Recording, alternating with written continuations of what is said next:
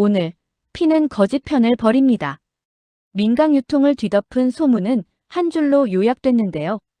민두식이 쓰러졌고 문태경의 정체가 드러났고 이제 누가 왕좌를 가져가느냐. 말은 쉬웠지만 마음은 전혀 간단하지 않았습니다. 누구는 숨을 끊듯 숨죽였고 누구는 더 크게 숨을 들이켰죠.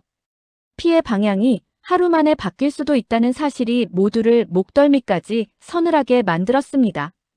가장 먼저 움직인 건 민경채였습니다. 그동안 보여주던 그 느슨한 기억상실 연기는 깨끗이 벗어던졌고 예전처럼 날 선 눈빛으로 본사에 돌아왔는데요.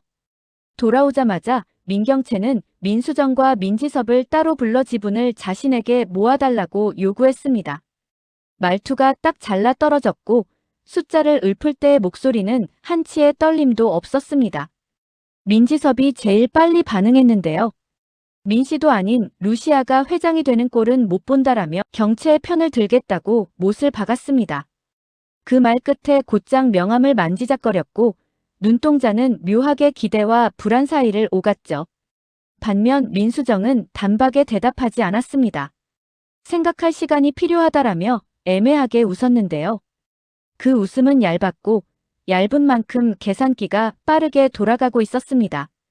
주주총회가 하루 앞으로 다가오자 회사는 공기부터 달라졌습니다. 엘리베이터에서 마주친 직원들조차 서로의 눈빛을 피했고 복도 끝에서 들려오는 낮은 속삭임이 마치 바닥을 스치는 연기처럼 퍼졌는데요. 그 와중에 루시아는 회장실로 민경채를 불렀습니다. 그리고 아주 의도적으로 문틈을 닫지 않았습니다. 복도에 서 있는 사람이 들을 수도 있겠다 싶은 각도로 일부러요. 부본부장은 어떻게 하실 건가요? 루시아가 물었습니다. 말끝에 사소한 피곤이 섞였고 속은 이미 결심으로 굳어진 눈빛이었죠. 민지섭은 능력으로 치면 지금도 과분해요. 마트로 내려보내는 게 맞아요. 민경채의 대답은 차갑고 간단했습니다. 문틈 바깥에서 이 대화를 처음부터 끝까지 들은 사람이 있었는데요. 바로 그 부본부장 민지섭이었습니다. 회장실 문손잡이를 잡은 손에서 스르륵 힘이 빠졌고 장갑을 벗기듯 표정이 벗겨졌죠. 주먹을 세게 쥐었다 펴는 사이 숨이 목에 걸려버렸습니다. 루시아는 질문을 한 번 더 던졌습니다. 결국 지분만 필요하다는 의미로 이해해도 되나요? 지금은 당신부터 치워야죠. 민지섭은 나중에 처리해도 늦지 않아요. 그 순간 민지섭은 더 이상 버티지 못했는데요. 문을 박차고 들어가 우리가 남매인데 나중에 처리라니 그게 대체 무슨 말이냐고 외쳤습니다. 방 안의 공기보다 더 날카로운 건 서로의 눈빛이었고 가장 먼저 고개를 든 건 민경채였습니다. 방심시키려는 연극이었어. 민경채가 다가와 팔을 잡았고 낮게 속삭였습니다. 루시아 앞에선 내가 부담이야. 보여줘야 할 태도가 있어. 주주총회만 지나가면 넌 부회장이야. 약속할게. 민지섭의 눈빛이 흔들렸습니다. 믿고 싶은 마음과 믿지 않는 게 안전하다는 직감이 충돌했는데요. 결국 그는 아무 말 없이 방을 나왔고 싸늘한 복도를 혼자 걸었습니다. 그날 오후 지하 주차장에서 그의 폰이 울렸습니다. 발신자는 문태경. 몇 분만 시간을 주시죠. 문태경의 목소리는 담담했고 멜로디 없는 낮은 음이었습니다. 주차장의 습한 공기 속에서 문태경은 태블릿을 열어 녹취를 재생했습니다. 스피커에서 흘러나온 목소리는 분명 민경채였는데요. 민지섭 지분만 확보하면 주총 끝나고 바로 해외 발령 보내. 짧은 문장 한 줄이 심장보다 먼저 귀를 강타했죠. 조작 아닙니다. 문태경이 덧붙였습니다. 당신 손에 부회장 배지가 채워질 가능성은 없습니다. 지분만 필요했어요. 말은 평평했지만 듣는 마음은 비탈을 굴렀습니다. 그때 주차장 입구에서 또 다른 발소리가 다가왔는데요. 민수정이었습니다. 뭐 하는 건데? 민수정은 형식적인 미소 뒤로 민지섭을 흘깃 보더니 곧장 경고했습니다. 문태경 믿지 마. 한경수의 아들이야. 복수하러 왔지 우리 살려주러 온 거 아니야. 두 말이 서로를 지우려고 들이받는 사이 민지섭의 표정이 점점 무표정으로 굳었습니다. 감정이 사라진 얼굴이 얼마나 위험한지 본인은 그 순간 아직 몰랐습니다. 밤은 길었고 마음은 그보다 더 길었습니다. 오판술은 집에서 금고를 열어 도원 실업 관련 서류를 다시 확인했는데요. 다행히 원본은 그대로 있었죠. 안도의 한숨을 쉬는 찰나 초인종이 울렸습니다. 택배 기사처럼 보이는 남자가 봉투 하나를 건넸고 봉투 안에는 조용히 터지는 폭탄이 들어있었습니다. 탈세와 허위 회계의 정황, 그리고 내일 주총에서 신중하게 선택하시죠. 루시아 한 줄 메모. 오판술은 소파에 털썩 앉았습니다. 땀이 식탁 유리에 방울로 맺혔고 목 뒤가 한순간에 얼어붙었죠. 김선재는 내부자 거래로 협박했고 루시아는 횡령 증거로 압박했는데요. 양쪽 모두 고삐를 당기고 있었습니다. 어느 쪽을 선택해도 다른 쪽이 칼이 된다는 걸 오판술은 너무 잘 알고 있었죠. 주식을 벌써 넘기지 말 걸 그가 처음으로 큰 소리 없이 후회했습니다. 그 시각 김선재는 차 안에서 오판술의 집을 감시 중이었습니다. 모르는 남자가 봉투를 들고 나오는 걸 봤지만 안에 뭐가 있는지는 알 수 없었죠. 민경채에게 전화를 걸자 민경채의 목소리는 얼음처럼 식어 있었습니다. 루시아가 오판술한테도 덫을 깔았네. 상관없어. 민지섭, 민수정만 잡으면 돼. 한편 루시아는 사무실에서 지분 구조를 다시 그렸습니다. 민경채 15, 루시아 7, 스텔라 장 6, 민지섭 7, 민수정 7 계산은 쉬워 보였는데요. 실제로는 가장 어려운 퍼즐이었죠. 누구의 마음을 흔들어 누구의 손을 잡을지가 관건이었습니다. 루시아는 결심했습니다. 민수정을 우리 쪽으로 끌어온다. 같은 시간 민경채도 같은 표를 앞에 두고 있었습니다. 민지섭 7은 이미 4편. 민수정만 가져오면 29. 그는 한숨을 짧게 쉬고 서랍에서 제안서라고 쓰인 봉투를 꺼냈습니다. 이사회 의장과 해외사업부 총괄 권한, 조건은 그럴싸했고 말맛도 그럴싸했죠. 그런데 루시아의 봉투는 더 무거웠습니다. 부회장 해외법인 3곳 총괄. 민수정이 합리적이라면 더 큰 권한으로 기울 수 있겠죠. 루시아는 미묘하게 입꼬리를 올리고 봉투를 덮었습니다. 계산은 숫자가 아니라 신뢰로 마무리된다. 본인에게 하는 다짐이었습니다. 문태경은 책상 앞에 앉아 오래된 USB를 손바닥에서 굴렸습니다. 30년 전 도원 실업 사건의 조각들이 이 작은 금속 안에 고이 잠들어 있었는데요. 오늘이면 끝난다. 부모님의 사진을 가만히 쓰다듬으며 그는 아주 작게 말했습니다. 그 말은 누구에게 들려주려는 말이 아니라 스스로를 깎아 다시 세우는 주문에 가까웠습니다. 그런 사이 병원 중환자실에서 작은 변화가 시작됐습니다. 공 실장이 늘 같은 기도문을 되뇌고 있을 때였는데요. 회장님, 내일이 주총입니다. 깨어나셔야죠. 그 말이 채 끝나기도 전에 민두식의 손끝이 아주 살짝 움직였습니다. 눈꺼풀이 떨리다가 아주 천천히 떠올랐죠. 공 실장은 비명을 누르듯 숨을 들이켰고 간호사 호출 버튼을 강하게 눌렀습니다. 새벽은 빠르게 흘렀고 아침은 더 빨리 찾아왔습니다. 7시 정확히 회사 앞 카페에 먼저 도착한 사람은 민경채였습니다. 노트북 가방에서 제안서를 꺼내 테이블 위에 깔고 창밖을 초조하게 흘끗거리던 그때 민수정이 들어왔죠. 조건부터 보자. 민수정이 말을 아꼈습니다. 이사회 의장, 해외사업부 총괄. 나쁘지 않았고 나쁠 수 없는 조건이었죠. 민지섭은 이미 4편. 민경채의 대답은 빠르고 확신에 차 있었는데요. 민수정은 단번에 고개를 끄덕이지 않았습니다. 생각할게. 급한 건 언니잖아. 그리고 먼저 일어나 카페를 나갔는데요. 그 뒷모습을 보며 민경채는 주먹을 꽉 쥐었습니다. 자존심이 목까지 올라왔지만 표정은 굳게 닫은 채였습니다. 7시 30분 회사 로비. 루시아는 소파에 앉아 민수정을 기다렸습니다. 봉투를 건네고 조용한 목소리로 제안서를 설명했습니다. 부회장 해외법인 3곳 총괄. 게다가 마지막 한 줄을 덧붙였죠. 민경채는 민지섭에게도 같은 약속을 했어요. 근거를 묻는 눈빛에 루시아는 짧은 녹취 일부를 들려줬고 민수정의 미간이 작게 접혔습니다. 생각해볼게. 민수정은 똑같은 말을 남기고 자리에서 일어났습니다. 그러나 이번엔 눈빛에 아주 얇은 균열이 생겼는데요. 그 균열 속으로 욕망과 경계, 두 가지 물이 동시에 스며들고 있었습니다. 8시, 문태경은 USB를 가방에 넣었습니다.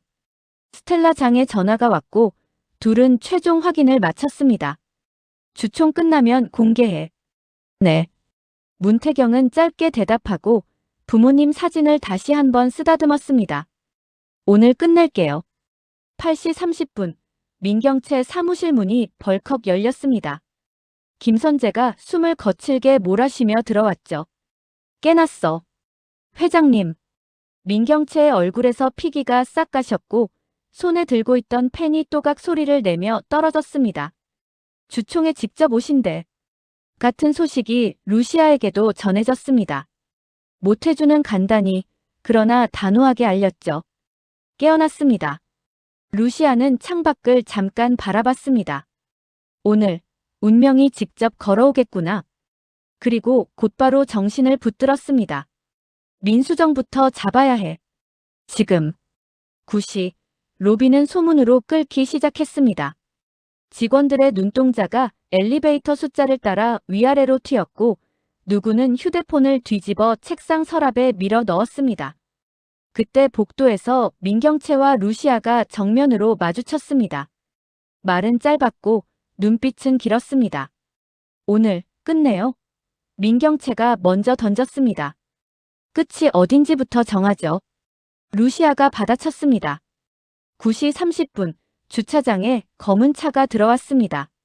문이 열렸고 민두식이 천천히 내렸습니다. 걸음은 묵직했고 얼굴에는 지난밤의 피곤이 남아있었지만 눈빛은 칼날처럼 반짝였죠. 가자.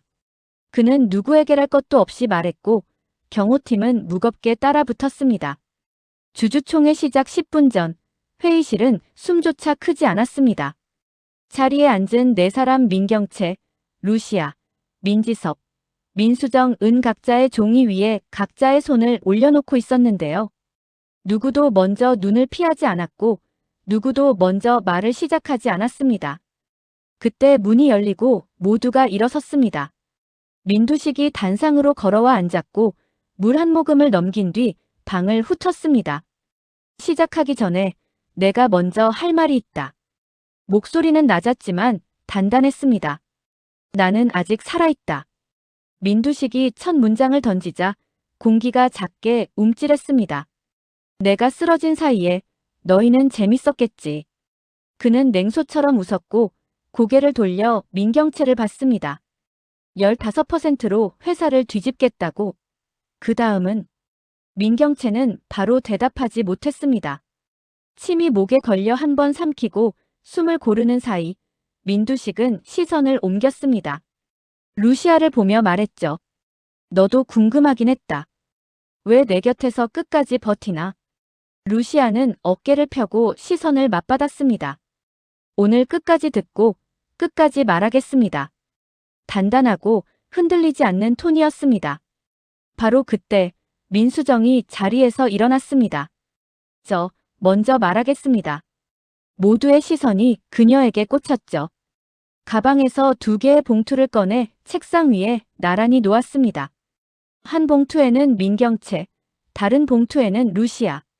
어젯밤 전둘에게 각기 다른 제안을 받았습니다. 하나는 이사회 의장의 외사업부, 다른 하나는 부회장의 외법인 총괄. 민수정이 말을 이어갔습니다. 저는 계산을 좋아합니다. 그러나 계산보다 무서운 건 배신이죠. 그녀는 시선을 민경채 쪽으로 천천히 옮겼습니다. 언니, 같은 약속을 2사람에게 동시에 주면 그건 약속이 아니라 미끼예요. 민경채의 입술이 하얗게 말라붙었습니다. 오해야. 짧게 뱉었지만 울림이 거의 없었습니다. 그때 문태경의 휴대폰이 아주 짧게 진동했습니다. 배포 완료. 기자들에게 30년 전 도원 실업 자료가 전송됐다는 뜻이었죠. 그는 숨을 들이쉬고 가만히 폰을 뒤집었습니다. 그 순간 회의실 밖이 술렁이며 소음이 밀려왔습니다. 누군가 급히 뛰어와 단상 옆 비서에게 뭔가를 속삭였고 비서의 얼굴이 굳었습니다. 비서는 종이 한 장을 민두식에게 건넸습니다. 속보입니다. 민두식은 종이를 훑어보고 눈을 가늘게 떴습니다. 도원 실업 공개. 그리고 고개를 들었습니다. 문태경. 이름을 부르는 소리만으로도 공기가 한 번 더 내려앉았죠. 문태경이 자리에서 천천히 일어났습니다. 네. 오늘 저는 제 아버지 한경수의 이름으로 진실을 공개했습니다. 목소리는 놀랄 만큼 침착했고 말뜻은 끝이 아닌 시작을 가리키고 있었습니다. 회장님, 법정에서 답하시죠. 민두식의 관자놀이가 꿈틀했습니다. 분노가 피를 밀어올리는 속도를 시선이 따라잡지 못했는데요. 잡아와. 단상 뒤 경호팀이 움직이려는 찰나 루시아가 한 걸음 나섰습니다. 멈추세요. 오늘 이 방에서 제일 먼저 해야 할 일은 잡아오는 게 아니라 밝혀내는 겁니다. 루시아가 한 장의 서류와 USB를 동시에 올렸습니다. 공식 기록, 인감, 교대자 진술, 그리고 인큐베이터 이동 기록. 20년 전 아기 바꿔치기 사건의 정황입니다. 요동치는 시선들이 테이블 위로 쏠렸고 민경채의 손끝이 파르르 떨렸습니다. 루시아는 숨을 들이켰고 짧게 한 문장을 뱉었습니다. 세리는 제 딸입니다. 방안이 정지한 것처럼 조용해졌습니다. 누군가는 숨을 들이키는 소리마저 삼켰고요. 민경채가 겨우 목소리를 찾았습니다. 말도 안 되는. 기록이 말합니다. 루시아가 끊었습니다. 당시 면회 기록, 공실장의 서명, 태그 교체의 시간표. 우연이 아니라 결심이 개입된 흔적. 민지섭이 본능적으로 공실장을 떠올렸고 그 이름만으로도 속에서 뭔가 허물어지는 기분이 들었죠. 민수정은 종이 모서리를 쓸어내리며 낮게 중얼거렸습니다. 그래서 우리가 서로를 못 믿었구나. 민두식이 의자를 움켜쥐었습니다. 공실장. 그 이름을 부르는 소리엔 분노와 두려움이 동시에 섞여 있었습니다. 지금까지 쌓은 성이 바람과 함께 무너지는 듯한 아찔함이었죠. 그때 다시 한번 바깥의 소란이 커졌습니다. 기자회견장이 급히 꾸려지고 있다는 속삭임, 언론의 플래시가 회의실 문틈으로 흘러드는 느낌. 문태경이 마지막으로 단상 쪽을 바라봤습니다. 도망치지 마세요.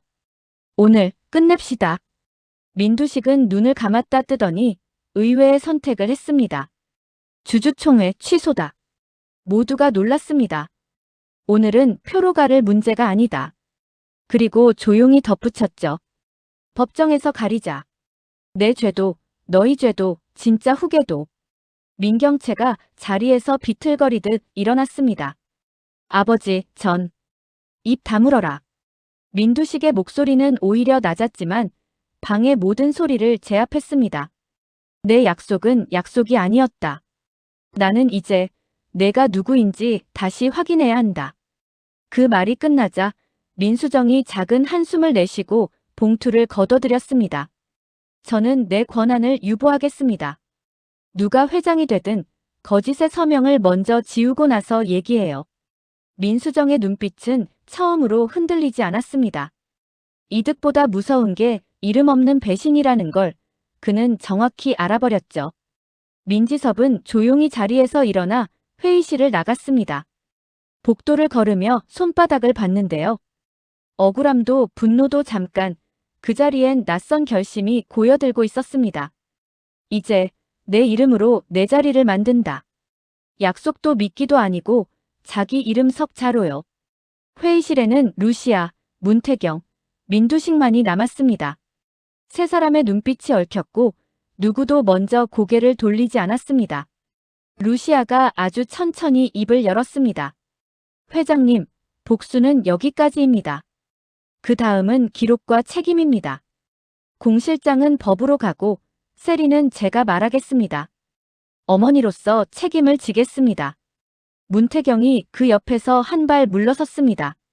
눈빛은 여전히 차가웠지만 어딘가 아주 작은 숨이 풀려 있었습니다. 저도 도망치지 않겠습니다.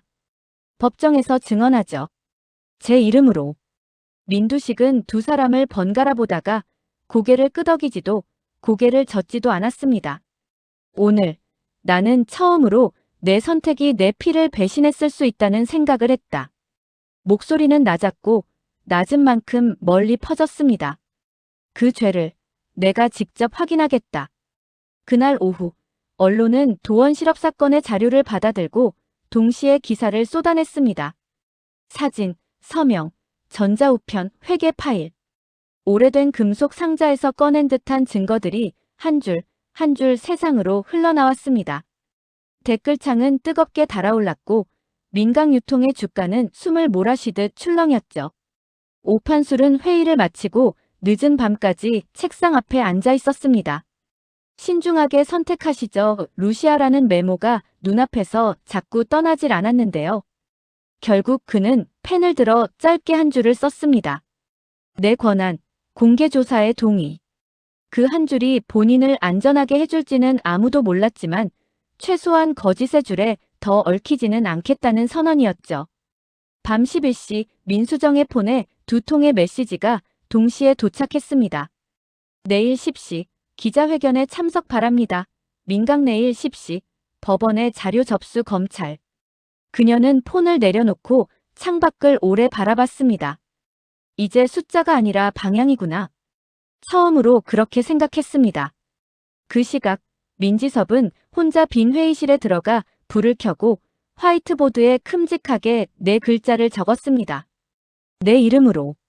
그리고 천천히 마커를 내려놓았습니다.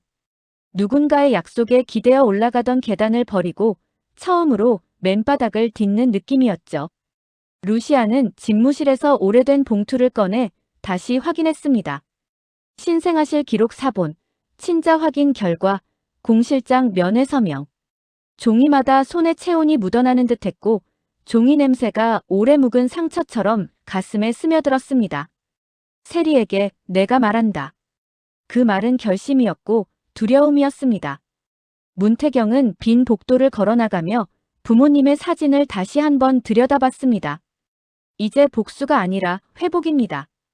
입술이 바싹 말라 있었고 그럼에도 한 단어가 이번엔 쉽게 나왔습니다. 회복. 그리고 자정이 넘은 시각. 가장 늦게까지 불이 꺼지지 않은 방은 단 한 곳이었습니다. 민두식의 병실. 창가에 앉아있던 그는 검은 유리창에 비친 자신의 얼굴을 한참 바라보다가 천천히 고개를 끄덕였습니다. 도망치지 않겠다. 그 말에 담긴 건 다짐보다는 서늘한 두려움이었지만 어쨌든 그는 처음으로 자신의 이름을 법 앞에 세우기로 마음먹었습니다. 다음 날 회색 하늘 아래 플래시가 번쩍거렸고 카메라 셔터가 연달아 터졌습니다. 민강유통의 로고가 박힌 배경막 앞에 마이크가 일렬로 놓였죠. 루시아가 가장 먼저 나와 마이크를 잡았습니다. 오늘 저는 어머니로서 말합니다. 그 말과 동시에 민수정이 천천히 고개를 들었고 민지섭은 입술을 꾹 다물었습니다. 멀리서 문태경이 두 손을 모았습니다. 그리고 문이 열렸습니다. 민두식이 두 사람의 팔을 빌리지 않고 혼자 걸어서 나왔습니다. 기자들의 플래시가 다시금 하얗게 터졌고 그 빛 속에서 그의 얼굴은 놀랍게도 평온해 보였습니다. 나는 오늘부터 내 죄를 내 입으로 말하겠다. 그가 그렇게 말하는 순간 누구의 편이든 아니든 모두가 귀를 기울였습니다. 오늘 피는 거짓 편을 버렸습니다. 그리고 내일 그 피는 누가 진짜 이름으로 살았는지 증언하겠죠. 당신이 어느 편에 서 있든 이제 남은 건 단 하나였습니다. 기록과 책임. 거기에 각자의 이름을 올리는 일. 끝이 아니라 진짜 시작이었습니다. 드라마 리뷰 탐정의 다음 추리도 놓치지 마세요. 더 흥미진진한 리뷰를 위해 구독과 좋아요 꼭 부탁드립니다. 감사합니다.